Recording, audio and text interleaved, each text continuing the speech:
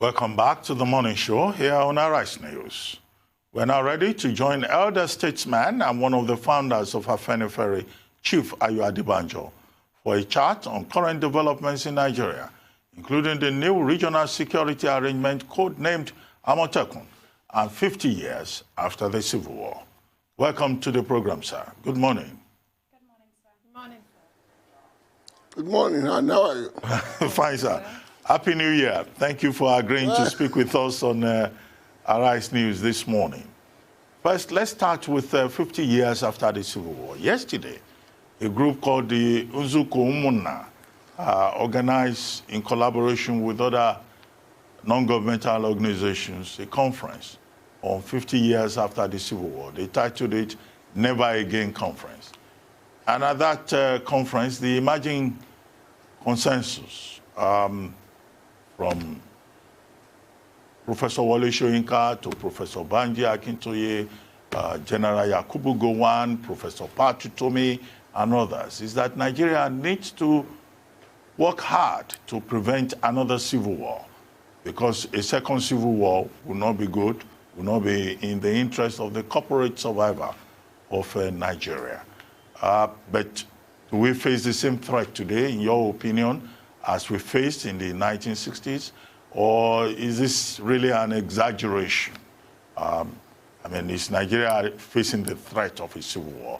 Because I said earlier on this program that, they may be exaggerating the point. Let me first of all correct your introductory statement. I am not one of the founders of Afenifere. There are 8 founders of Afenifere for historical purpose. I am one of the early supporters and believers in Afenifere, not one of the founders. The highest post I have now, I'm a chieftain of Afenifere. I'm not even the leader of Afenifere. I am a leader in Afenifere. I don't like that, because it's very important for me, because I don't want people to get my position confused. So having said that, the observation of the people that we must be very careful not to have another war is very correct. The man at the top of affairs now is pushing the country to war. At least those of us in the South and the Middle Belt who will not accept his dictatorial tendencies. He wants to rule this country by force. He wants to rule this country exclusively of another federating unit in the country. All that will not make. All that will not make for peace. What led to the war? The agitation of the Igbos was that they are being excluded from the government of the day. The details are known. What is he doing to erase that impression? He's making this worse. And the agitation there was that, no, let us have a government where everybody will be a participant. So the key, no matter what anybody is talking today, if I will say clear and loud, if Buhari wants us to take him, any reasonable people in this country to take Buhari seriously, he should restructure the country now and let us have a constitution we all contributed to. Anything short of that, you are leading us to war quietly. That is the truth of the matter. Thank you, sir. Recently, you talked about Yoruba land being imperiled, dominated, submerged, which is buttressing the point you have just made. So where do you place the onus of the escalation of this problem that you have described, and what methods should be employed? You've talked about creating true federalism. How do we start to get the ball rolling on that process? My dear, any politician talking, you don't know how to get the ball rolling. It's just being deceitful. And you pressmen and journalists, you must not contribute to the confusion. When there was crisis in the country in 1952, when we were under the colonialists, what did they do?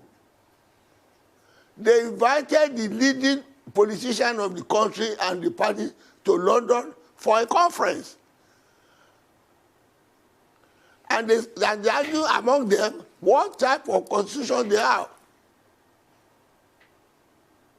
They went to conference because the constitution the colonialists gave them under Macpherson was not working. It created crisis. So the Lord Chandos then invited them. I said, what is the problem? That was what led to the 1954 Constitutional Conference. That was what we had. The result of that conference, we had till independence. There was peace and quiet until the military came in 1966 to disrupt the system and impose a unity form of government in the country, which made the president the most powerful president in the whole world. We have been repeating this all along. Change the constitution.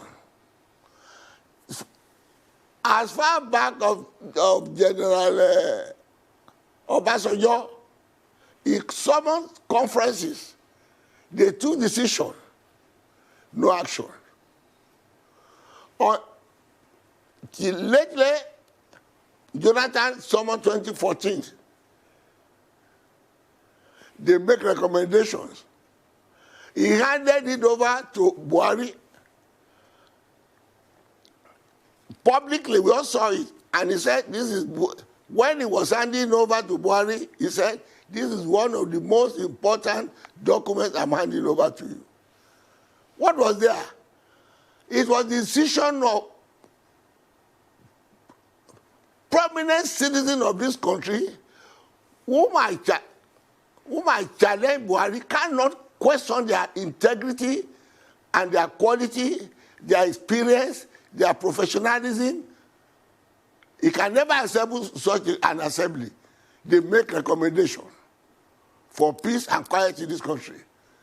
Buhari says he's putting them aside. He's not going to touch them. And when he wants to come up, he deceives everybody. I will do this restructuring. He said this in 2007. Afenifere supported me, including myself. He did the same thing with Pastor Bakari when he was his running mate. He said the same thing under this present government when Tinubu foolishly had an alliance with him, knowing the type of person that he is. And I also announced to the whole country, I told the whole country, don't vote for this man. He's a dictator who cannot be changed. He said no. And when he was being sworn in, he said he was a born-again Democrat. You journalists, you know all this. He will obey the rule of law. You have seen it for 5 years. You have seen it for another time. And the agitation continues. It's after IPOD for saying that they want to get out of the country. And I told him and I told the country, IPOD is not an anathema. Restructure the country and IPOD will stay. I even went as far as said, I am a Biafran. Only I don't believe in violence. What is Biafra? Biafra says, let us be equal partners in this federation. If you don't want me to be an equal partner, I want to get out. And we peace-loving members of this country said, no, okay, we don't want this country to separate. We have been united by force by the colonialists, by the amalgamation of 1914. We all enjoy the economy of scale included in the composition. Now, we now say that the unity you are now using for us is not the condition under which we had independence. And I repeat day and night, including you pressmen, you are listening, that if you don't understand what is structuring, go back to the independent constitution. What you don't want to know is that this government, including Buhari, they are deaf. They don't want to listen. They have a private program of their own. And I once challenged Buhari that you are the greatest enemy of unity in this country. The moment you don't go to restructuring. Because we are saying we want to live together in peace. You say no. Thank you, Chief. And now we're at a time again. What's your problem? Now we're at a time again where, of course... No. Sorry, Chief, go on. My dear, you're asking me, how are you going to do it? That question is hypocritical. If you say you don't want 2014 National Conference, set up your own. That's what that means. And let us agree on the constitution we want to live upon. What other would you want to say? What other method? Then you say this constitution. Then you go around and say we must go to the parliament to change the constitution. The parliament created under a constitution we are opposed to. What logic is that? Who are you deceiving?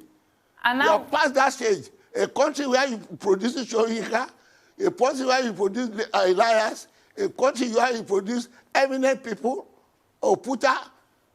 You want to tell us that drawing the wool across our eyes? If you want peace, if you don't want war, let Buhari, all those who love Buhari, who love this country, let's compel him to restructure the country now. Thank you, Chief. Talk about any election in any year. That is drawing the wool to divert our attention.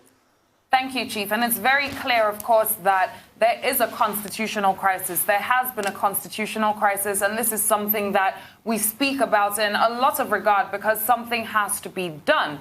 But what I wanted to bring up with you is something that everybody is talking about right now, Operation Amotekun, which is coming across the southwest of Nigeria as sort of, I would say, our own version of state policing. Now, as we know, state policing is something that has been heavily advocated for over the past few years, as many believe that state policing would actually, well, that sort of restructuring, rather, of the police force would serve us in the best sort of favor. What is your opinion on Operation Amotekun coming into the southwest, and what do you think this says about the state of insecurity in Nigeria today that we are all facing?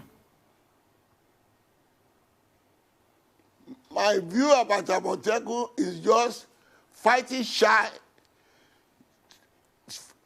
to do what is needful.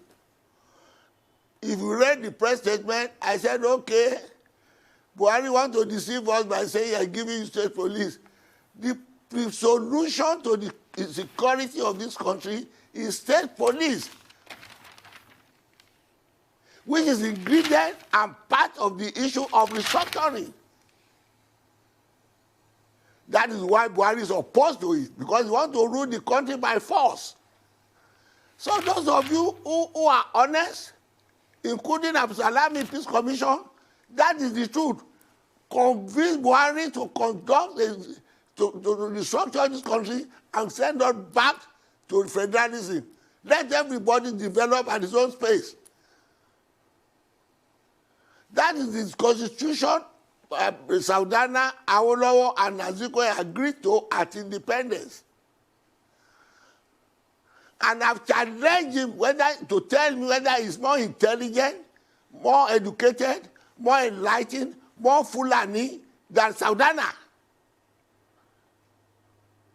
That is the constitution we all agree with. Why are you fighting Shaiba to go back to it? And he has not refuted. Not even Adeshino and Sonny, Shehu Sonny or Garba Shehu. They have never rebutted my statement that that is not the constitution we had at independence. And they should have returned to tell me that no, Saudana is not as intelligent, is not as Fulani, is not as progressive as Buhari. That is the question. Don't go about the bush saying, why do you want to go? How do you want to do? You know the path to go, you have refused to go that way. And that is what you president must be doing. What other advice that you give? One of the closest advisors and admirers of Buhari is Pastor Bakari. What has he not said? If the Buhari is sincere, what has he not said that this is what you should do? This is the path, this is the bush. Buhari is not short of advice. He's not prepared to take any advice other than the goal of Islamizing this country. Well, Chief, and that is why it now says anybody can enter this country. All Fulani can go. He will get visa at the entrance. Who will come from? Is it the British government that will come? It is the Fulani people. And they is deceiving me. And deceiving you. Thinking that and that so it's against the extent of this country. Which law of the country, which law in this world that said anybody can come to his country and get visa at the entrance? On what condition? Well, Chief, if you are going to have investors to come and get visa at entrance, we can understand. If I may, not those who want to come and dominate us. Is it the herdsmen from wherever they are coming that are going to develop us, other than the fact that he wants the Fulani people of other in Africa to come and dominate us in Nigeria and take our land? And if that is not so, why do you go outside the law? Well, Chief, if I may draw attention to something. I believe the pressmen, including the youth media people, you don't address the issue and tell the truth, because he has cowed you down with all sorts of laws, and the longer he stays in office, the longer he consolidates his dictatorship. Well, Chief, if I may draw your attention to something. If I may draw your attention to something, the truth of the matter is that President Buhari is not opposed to the idea of a Western Nigeria security network. Before that Operation Amotekun was launched, the governors of the Southwest, they met with the president, they met with the Inspector General of Police. They are only taking what they can do. And I have challenged them. What they should do to us is to have one to give them full powers. But in principle, why are you doubting people to take care of their property? You want foreign people, foreign policemen that can take care of my property than myself? What is your interest? Give the governors autonomy as required by the Constitution. Put them in charge of their security. They are supposed to be the chief security officer of the state, only in name. And I say these governors are lame dog governors without this authority. But beyond President Buhari and beyond your commitment to the idea of state police, do you think that Operation Amotekun is a good step in the right direction? because it's been very controversial. Some northern youths have opposed it. Some persons have raised questions.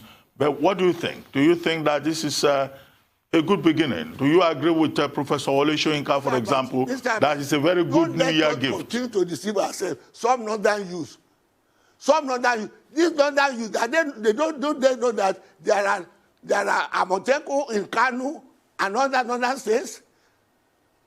Why are you deceiving yourself? So, and each time you talk, you say, well, some northern people are opposed. What right have they to oppose to how we want to protect our country?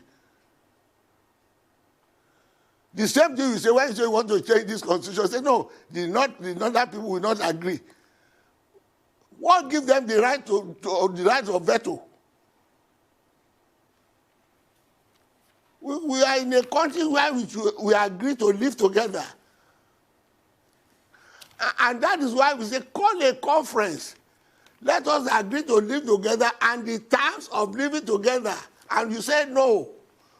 The position of this constitution by the military, the Muslim military, we have said that.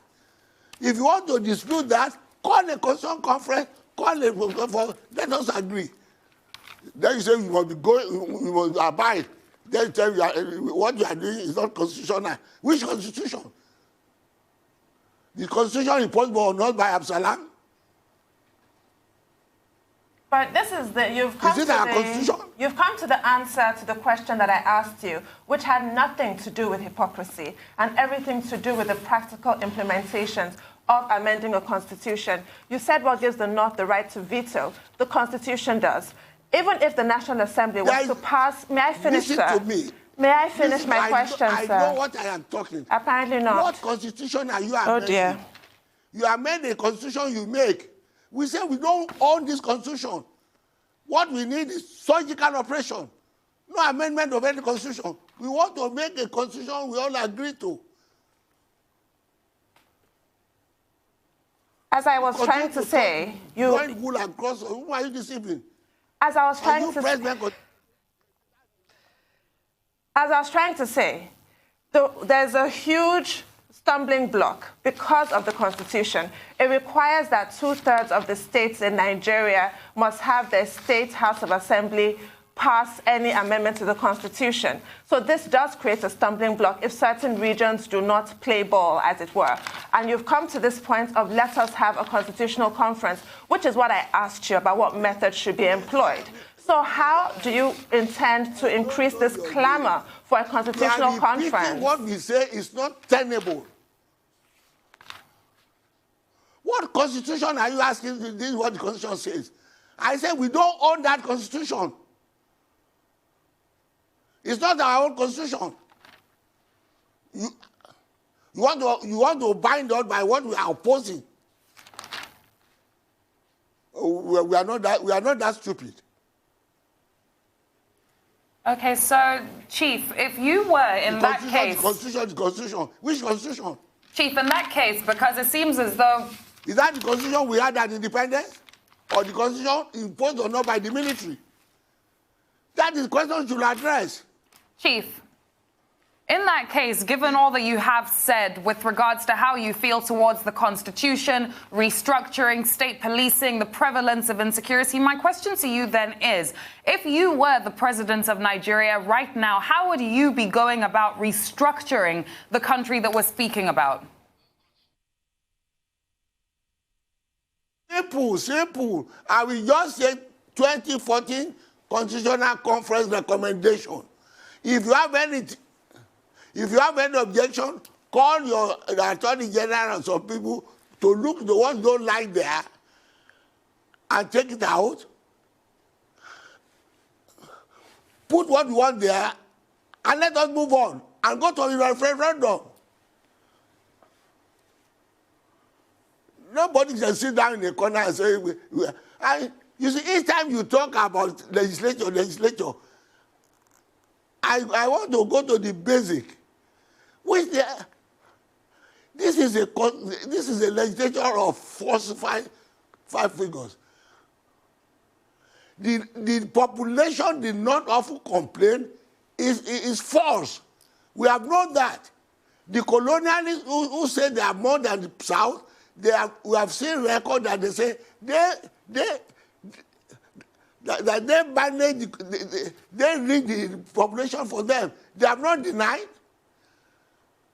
Where the population they are claiming in the North, when you go to the North,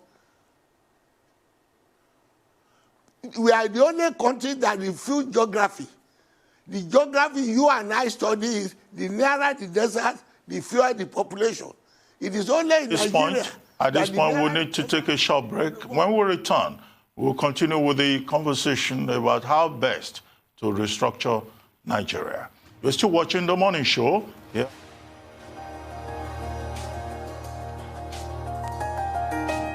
Welcome back to The Morning Show here on the Arise News channel. Still with us on this program, having a conversation on national issues, is elder statesman and chieftain of Afenifere, Chief Ayo Adebanjo. Before we went on break, Chief, you were talking about restructuring. But during that 2 minutes break, somebody sent me a text saying, why is Chief so angry with President Buhari?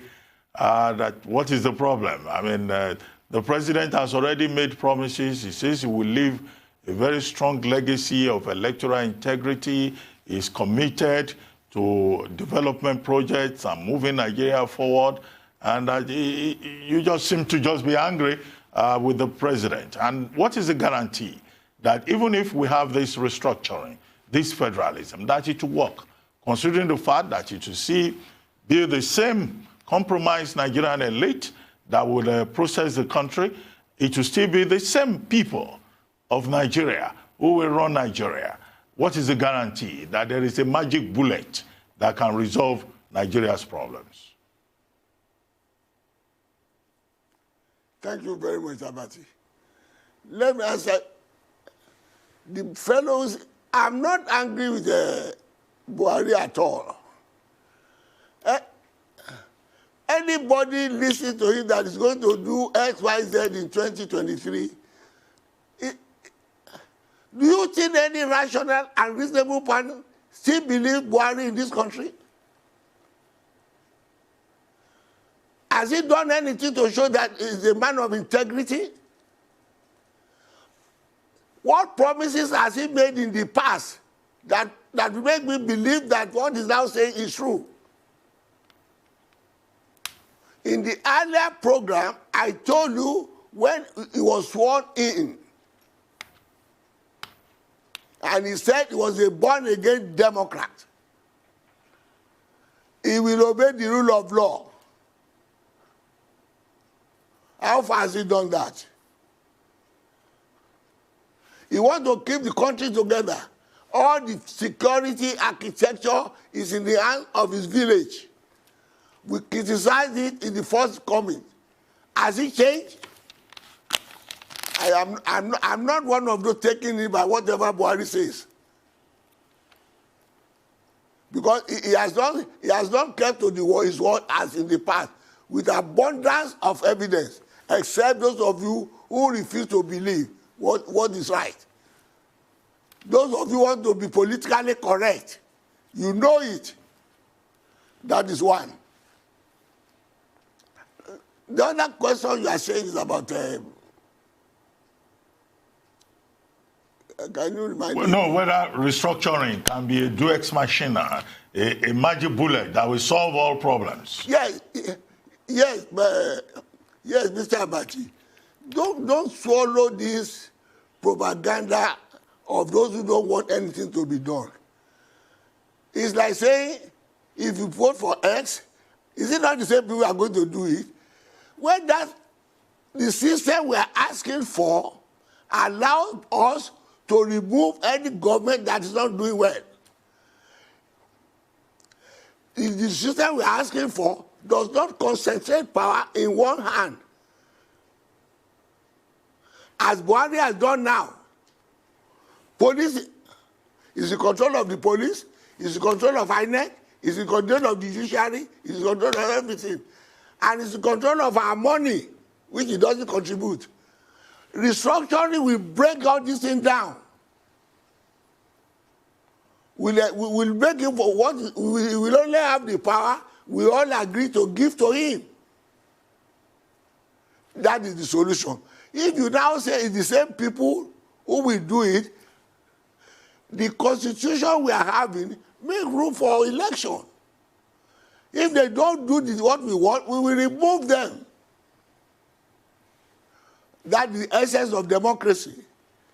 You cannot say, oh, if you change this man, they do the same thing, therefore, keep the evil man doing. No. Let us have an atmosphere of equality, a level playing ground. Restructuring will create a level playing ground. So nobody can impose anybody on anybody. And under restructuring, the federating units will have agreed on what power to give to the center. Under this constitution, Buhari acquired the money from all the states, take it to the power, to the north taking more than they contribute. The south contributed the money, you take it to the north. You say that's what the constitution says. And you want me to continue to live under that?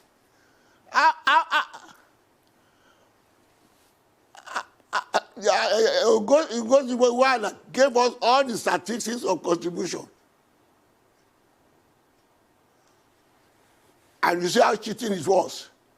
Now they have increased VAT that's contributed by Lagos and the South.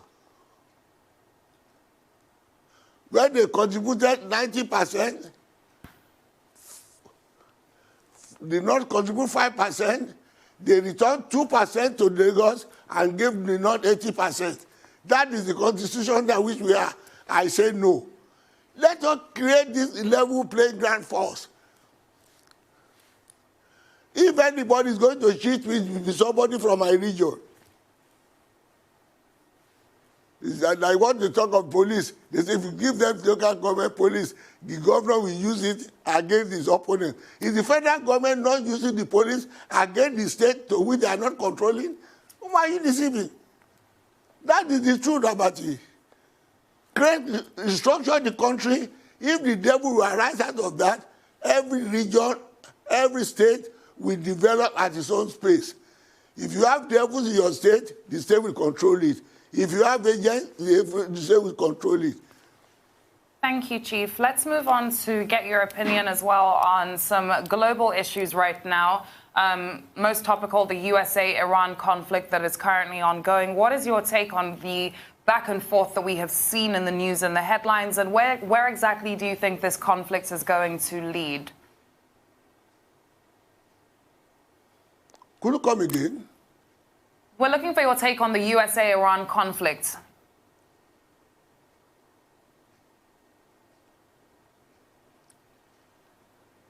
Sir, Leila is asking you about the conflict between the United States and Iran and the fact that in Nigeria we have had the case of members of the Islamic movement of Nigeria protesting, defending defending Iran against the United States. Do you think that this poses a problem security-wise to Nigeria, and what should the Nigerian government do to make sure that Nigeria does not become a theater for proxy wars, considering the fact that on the eve of Christmas, 11 Christians were killed in the northern part of Nigeria by the Islamic State for the West African province on the grounds that al-Baghdadi was killed. Al-Baghdadi was not killed by Nigeria. Al-Baghdadi was killed by the United States, and yet Nigeria became a theater. And now in this face-off, you have some Nigerians defending Iran. Thank you very much. You are going back to what we are saying. When we are talking about restructuring the country and that we want to Islamize the country, you say no. We don't want to go into all these things. We know. It was the northern president under Babangida that took us to the Islamic world. And these are all the things we are saying. It is the Islamic element in Nigeria. It is not Nigerians that are opposing. It's the federal government that is Islamized, that wants to Islamize Nigeria, that is opposing. After all, this is a country that has no religious attachment, but we want to make it a Muslim one. And when we are talking about not being a member of Islamic world, Professor Akemi was in government at that time. They all oppose it. Up till now, you turn a blind eye. This is the consequence of our involvement in an Islamic world. When we say we are a neutral country, the head of state does not believe we are neutral. And when we say you say no, that is what is happening. We have no business with them. It is the government of this country that wants to Islamize us that is attaching us to the Islamic world. We have no problem with the Islamic world. Let everybody fight his own cause. Well, Chief, before we go, we would like you to do an assessment of the governors in the Southwest. The 6 governors have been in the news for Operation Amotekun. But we also know that there have been concerns about their performance. And when I say the governors in the Southwest, I will include the governor in Kwara, where we have an issue between the governor and the Saraki family. And then, of course, in Oyo State, we have Seyi Makinde, who has been having issues with the opposition. There is peace in our state, Ogun State. Then, of course, in Ondo State, you have issues about second term. But what will be your assessment? Do you think that in terms of ideals, these governors in the old Western region have been achieving the original objectives of the leaders of the Southwest? Thank you very much. Talking for myself, it is only Seyi Makinde that is pursuing our cause. All others want to pursue, but they are under influence of those who are deceiving them that they want to make them president. The other governors, their performance is not their conscientious performance.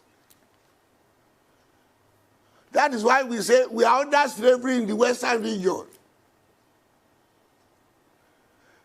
Our governors are lame dog governors. They can't go to the extent they want to do, or they are expected to do, because of the higher authority. They could perform better if they have freedom of governance. They are all under the influence of Tinubu. Tinubu is under the influence of Buhari, who is deceiving him that is going to make him president. That is why. They don't want to do anything that will oppose Buhari, because he's playing the game before them, dancing presidency before them. We give it to the South. We won't give it to the East. Although we want Nigeria to be together, we will discriminate against it and give it. That is the truth of the matter. They can perform, but they are Armstrong. Well, thank you very much. I know all of them. They are progressive in mind, but they are restricted because of the platform that they are. Well, thank you very much. Only Seyi Makinde is not under that influence. That is why I shall single him out. Well, thank you very much, Chief Ayo Adebanjo. Thank you very much, sir. It's been a great delight having a conversation with you this morning. Thank you very much.